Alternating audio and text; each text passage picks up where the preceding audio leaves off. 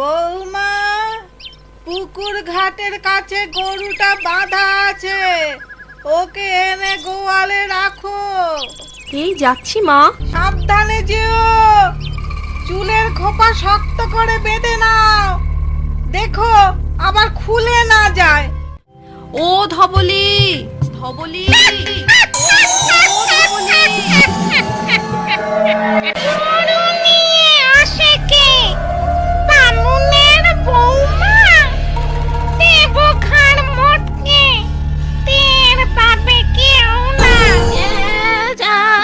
হ্যাঁ মাসিমা, কিন্তু আপনাকে তো ঠিক চিনতে পারলাম না। আমি হলাম মল্লিক বাড়ির বউ। এই সময় এখানে কি করছেন? শুনেছি জায়গাটা ভালো না, ওই শেওড়া গাছে নাকি এক দুষ্টু শাকচুন্নি থাকে।